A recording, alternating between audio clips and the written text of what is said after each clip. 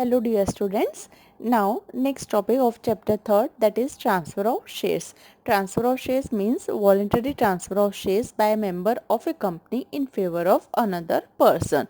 Means जब भी आप अपने शेयर्स किसी थर्ड पर्सन को सेल करोगे तो उस समय क्या होता है, सेल करना मीन्स अपने शेयर्स, अपनी ओनरशिप ऑफ शेयर्स की ट्रांसफ़र कर देना किसी और पर्सन को, तो उसको बोलते हैं अपन transfer of shares and it is a voluntary transfer.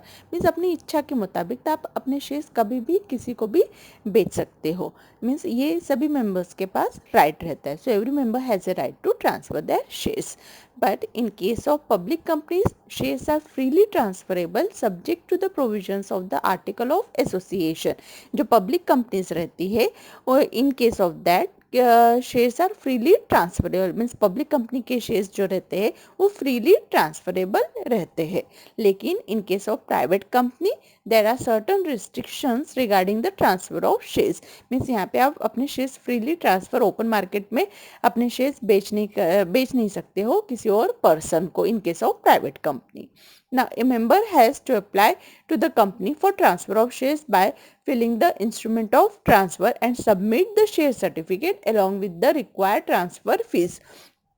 Means जो भी पर्सन रहेगा, जो भी मेंबर रहेगा कंपनी का, जिसको भी अपने शेयर्स ट्रांसफ़र करना है, बेचना है किसी और पर्सन को, तो उस समय उसको सबसे पहले जो इंस्ट्रूमेंट ऑफ ट्रांसफ़र करके जो फॉर्म रहता है वो फिलअप करना पड़ता है और उसको फिर कंपनी को सबमिट करना पड़ता है along with the share certificate and including the transfer fees. Means जो भी ट्रांसफ़र की फ़ीस रहेगी वो पे करना पड़ेगा, plus form fill instrument of transfer का फॉर्म फिलअप करके देना पड़ेगा। उसके साथ जो शेयर सर्टिफिकेट रहेगी वो पर्टिकुलर पर्सन की, मेंबर की, वो भी सबमिट करना पड़ता है कंपनी को। अब यहाँ पे the member who is transferring the share is called as the transferor. Means जो अपने शेयर्स बेच रहा है, जो ओरिजिनल मेंबर है कंपनी का एट प्रेजेंट, उसको बोलते हैं अपन ट्रांसफरर।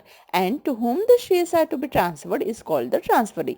मीन्स आप जिसको थर्ड पर्सन को, जिसको आप शेयर्स बेच रहे हो, ट्रांसफ़र कर रहे हो जिसके नाम पे, उसको बोलते हैं अपन ट्रांसफरी। फॉर एग्जाम्पल कि मिस्टर ए अगर मिस्टर बी को शेयर्स ट्रांसफ़र कर रहे हैं, सेल कर रहे हैं, तो इसका मतलब क्या हो गया, मिस्टर ए जो रहेगा वो ट्रांसफरर रहेगा और जो मिस्टर बी जिसको शेयर्स ट्रांसफ़र कर रहे हैं, सेल कर रहे हैं, mister B will be the transferee.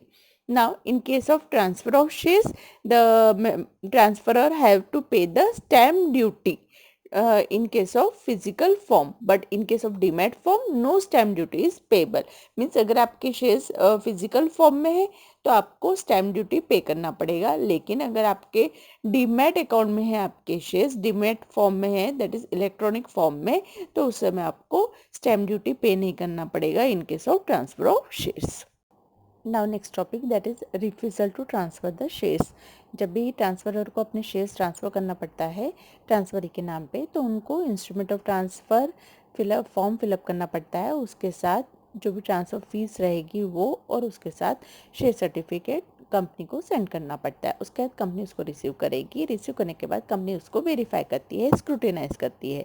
उसके बाद अगर कंपनी को लगता है कि उसमें कुछ गलत है, या फीस नहीं पे किया है, या शेयर सर्टिफिकेट सबमिट नहीं की है, या instrument of transfer properly fill up नहीं है, या फिर any other case, company can refuse the transfer of shares. तो उस समय बोर्ड ऑफ डायरेक्टर्स के हाथ में अथॉरिटी रहती है कि वो ट्रांसफ़र ऑफ शेयर्स रिफ्यूज़ कर सकते हैं, रिजेक्ट कर सकते हैं, कैंसिल कर सकते हैं.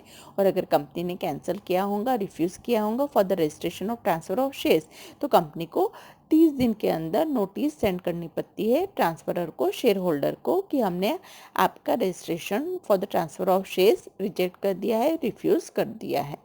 अब कौन सी ग्राउंड में कंपनी रिफ्यूज़ कर सकती है for the registration of transfer? तो पहला है अपना, when the provision for transfer of shares as given in the article of association is not fulfilled by the member.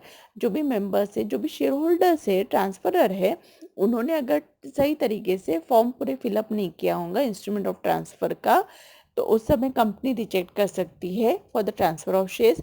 या अगर उन्होंने कोई शेयर सर्टिफिकेट सबमिट नहीं की होंगी कंपनी को अपनी ओरिजिनल, या फिर ट्रांसफ़र फीस नहीं पे की होंगी, तो जो भी होंगे सर्टन ग्राउंड्स में वो रिफ्यूज़ कर सकते हैं, रिजेक्ट कर सकते हैं. Second, when the instrument of transfer is not as per the rules prescribed under the companies act. जो भी इंस्ट्रूमेंट ऑफ ट्रांसफ़र होगा वो according to the companies act के मुताबिक अगर नहीं होगा तो उस समय भी कंपनी रिफ्यूज़ कर सकती है। Then next, when the instrument is not accompanied by the share certificate, अब अगर ट्रांसफरर ने शेयर होल्डर ने इंस्ट्रूमेंट ऑफ ट्रांसफ़र के साथ अपनी ओरिजिनल शेयर सर्टिफिकेट कंपनी को सबमिट नहीं की होंगी तो उस समय भी उनका ट्रांसफ़र रिजेक्ट हो जाता है।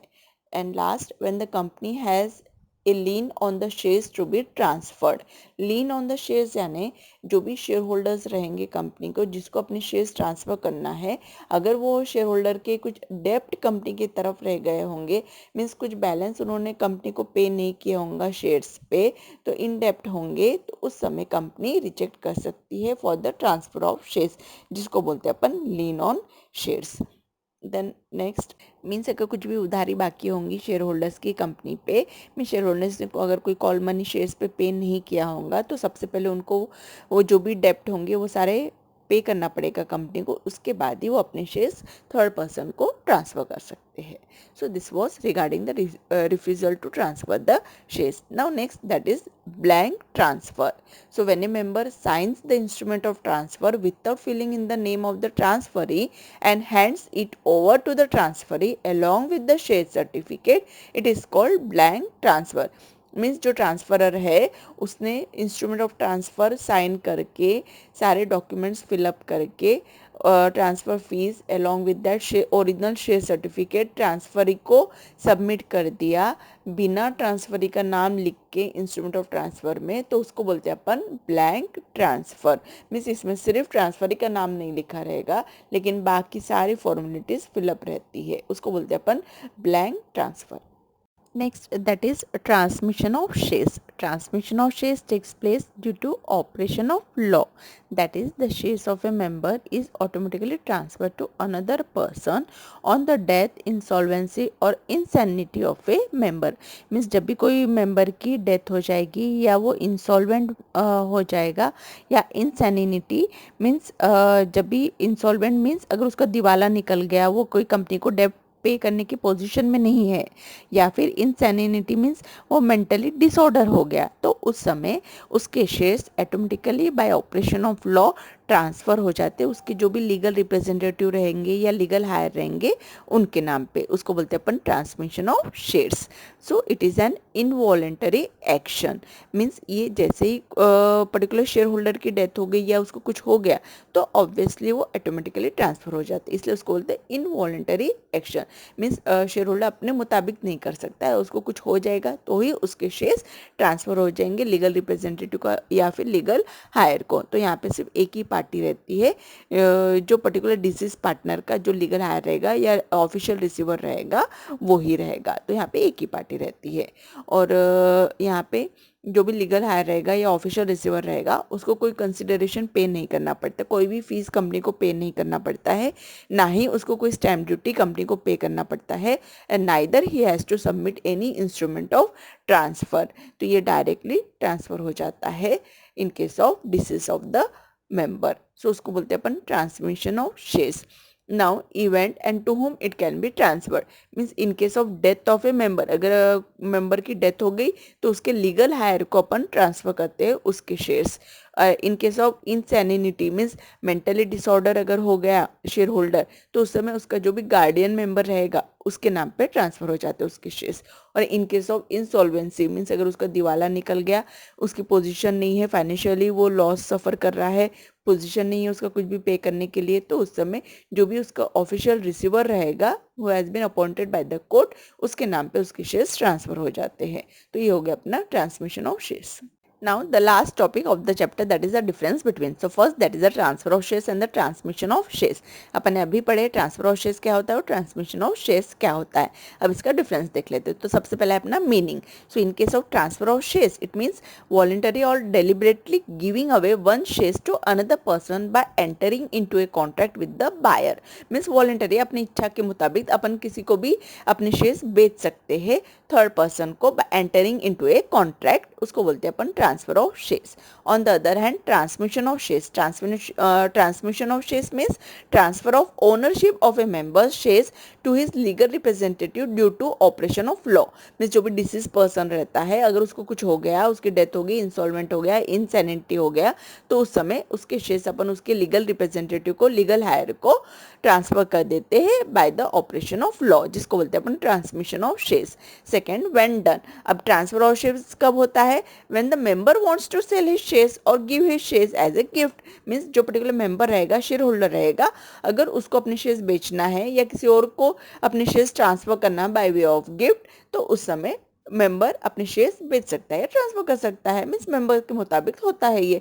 लेकिन ट्रांसमिशन ऑफ शेयर्स यानी it is done when the member dies और बिकम्स इंसॉल्वेंट और insanity.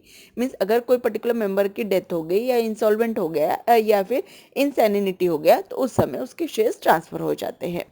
Now, nature of action. So, in case of transfer of shares, it is a voluntary action taken by the member. Means उनकी इच्छा के मुताबिक वो अपने shares बेच सकते हैं. It is not compulsory. लेकिन ट्रांसमिशन ऑफ शेयर्स जो रहता है, it is an involuntary action. Means ये कंपल्सरी. अगर शेयर होल्डर को कुछ हो गया तो it is compulsory act that it has to his shares has to be transfer to his legal representative. Now parties involve. Transfer of shares में दो party रहता है, एक ट्रांसफरर रहता है और एक ट्रांसफरी रहता है. लेकिन in case of transmission of shares वहां पे एक ही पार्टी रहता है, या तो नॉमिनी या तो फिर legal representative. Now instrument of transfer. Transfer of shares में अपन ने देखे that it is compulsory to fill up the instrument of transfer and it has to be submitted to the company. लेकिन in case of transmission of shares, no instrument of transfer is needed. means instrument of transfer की जरूरत नहीं पड़ती है. Then initiated by. in case of transfer of shares, it has been initiated by the transferor. जो transferor रहेगा वो अपने shares transfer करता है किसी और के नाम पे, तो यहाँ पे इनिशिएट कौन लेगा? ट्रांसफरर को. And in case of transmission of shares, initiate कौन लेगा? लीगल रिप्रेजेंटेटिव या फिर ऑफिशियल रिसीवर, जिसके नाम पे अपने को शेयर्स ट्रांसफर करना है. तो ये प्रोसेस कौन करेगा? लीगल रिप्रेजेंटेटिव जो रहेगा वो, या तो फिर official receiver. And lastly stamp duty. In case of transfer of shares, stamp duty has to be paid if the shareholder is holding the shares in a physical form, and if it is holding the shares in demat form, then at that time no stamp duty has to be paid. लेकिन in case of transmission of shares, यहाँ पे demat या फिर physical form का सवाल ही नहीं है. यहाँ पे stamp duty पे नहीं करना पड़ता है legal representative का या legal hire को.